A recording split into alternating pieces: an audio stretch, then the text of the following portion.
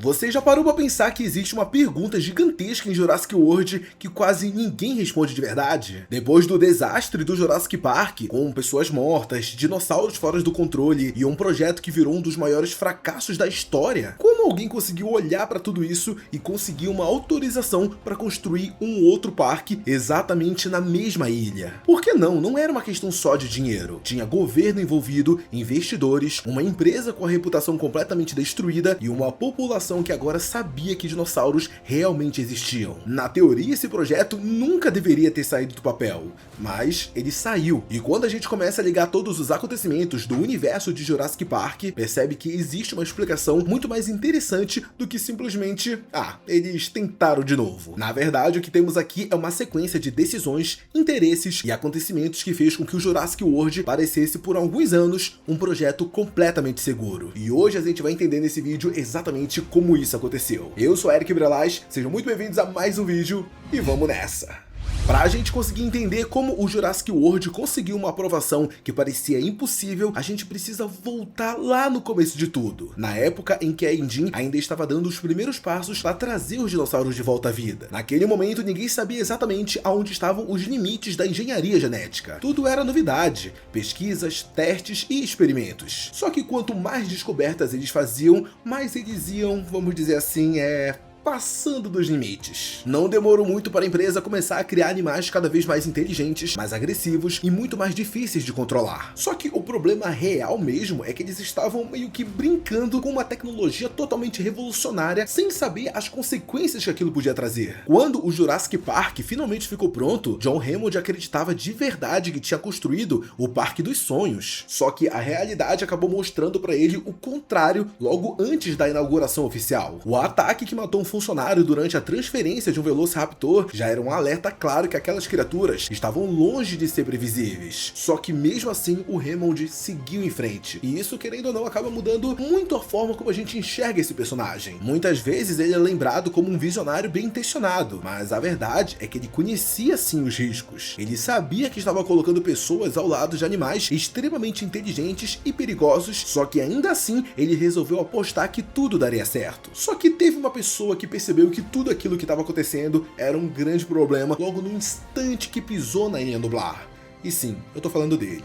Ian Malcolm. Antes mesmo do parque abrir, ele já dizia que aquilo não terminaria bem. Tanto é que foi graças a ele que saiu uma das frases mais famosas de toda a franquia: a vida sempre encontra um meio. No começo parecia que aquilo era uma visão muito pessimista que ele tinha. Só que bastou apenas alguns dias para a natureza provar que Ian Malcolm estava de fato certo. Os dinossauros começaram a fazer exatamente aquilo que os cientistas juravam que era impossível. Mostraram que, por mais avançada que fosse a tecnologia da Engine, ela nunca teve controle total sobre as próprias criações. Depois do desastre do Jurassic Park, a Engine fez de tudo para ocultar o máximo de coisa que ela podia. Projetos sigilosos, experimentos que nunca vieram a público e uma ilha inteira transformada em área restrita. Durante anos, a existência dos dinossauros continuou sendo um segredo conhecido apenas por um grupo muito pequeno de pessoas. Só que esse segredo, ele não durou muito tempo. E foi no ano de 1997 que tudo mudou. Depois dos acontecimentos na Ilha Sorna, um tiranossauro conseguiu chegar até San Diego e causou destruição em plena cidade. Pela primeira vez, o mundo inteiro viu com os próprios olhos que os dinossauros realmente existiam. O que tínhamos agora não eram mais fósseis, histórias absurdas ou um projeto secreto. Não, os dinossauros tinham voltado à vida e o mundo inteiro sabia disso. E esse talvez seja o maior desastre que a Engine acabou sofrendo em toda a sua história. A empresa acabou perdendo completamente a credibilidade. Se antes ela controlava a narrativa, agora ela precisa lidar com governos, investidores e milhões de pessoas assustadas. Afinal, quem confiaria numa empresa que soltou um Tiranossauro Rex em plena cidade? Pô, ninguém, né? Durante algum tempo parecia que aquele seria o fim definitivo do sonho de John Hammond. Os dinossauros permaneceram isolados nas ilhas, a reputação da Engine estava destruída e ninguém imaginava que um novo parque pudesse sequer ser cogitado. Só que foi exatamente nesse momento que a linha do tempo acabou soltando pra gente um personagem que mudou completamente tudo dentro da história. E sim, eu tô falando dele. dele, Simon Masrani. Diferente da Engine, Simon Masrani comandava uma das empresas mais poderosas do planeta e tinha uma reputação impecável no mundo dos negócios. Depois de conhecer os avanços da engenharia genética desenvolvidos pelo Dr. Henry Hu, ele enxergou algo que quase ninguém conseguia ver naquele momento. Enquanto todo mundo estava vendo desastre, o Simon Masrani estava vendo uma oportunidade de negócio. E foi exatamente essa visão dele que transformou o impossível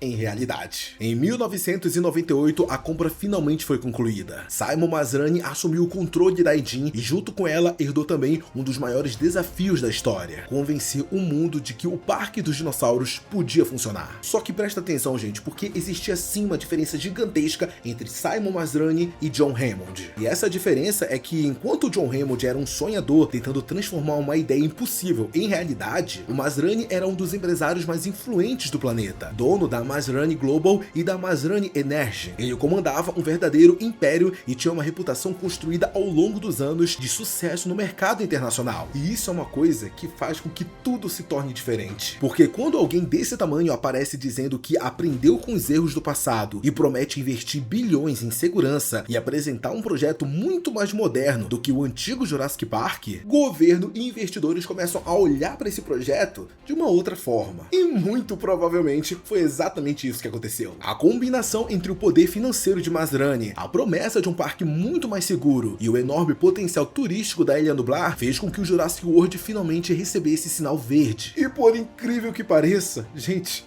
isso funcionou, deu certo. Quando o parque abriu as portas em 2005, milhões de pessoas viajaram até a Ilha Nublar para ver dinossauros de verdade. Durante anos, o Jurassic World se tornou uma das atrações mais famosas do planeta e parecia provar que dessa vez tudo estava funcionando exatamente como deveria. Só que existiu um problema que ninguém esperava. Depois de alguns anos, ver um tiranossauro ou um triceratopus deixou de ser novidade. Os visitantes continuavam indo ao parque, mas o encanto não era mais o mesmo. E foi justamente nesse momento que a história começou a repetir os erros do passado. Simon Masrani procurou o Dr. Henry Hu e fez o pedido que mudaria tudo: criar um dinossauro que ninguém jamais tivesse visto. E aí a gente sabe o resto dessa história, né? Nasceu a Indominus Rex. E não, a Indominus ela não nasceu como uma necessidade científica, mas como uma estratégia para recuperar o fator surpresa e impressionar novamente o público. O que tínhamos nela era uma criatura maior, mais inteligente e muito mais perigosa do que qualquer animal que já existiu no parque. Só que o problema da Indominus é que,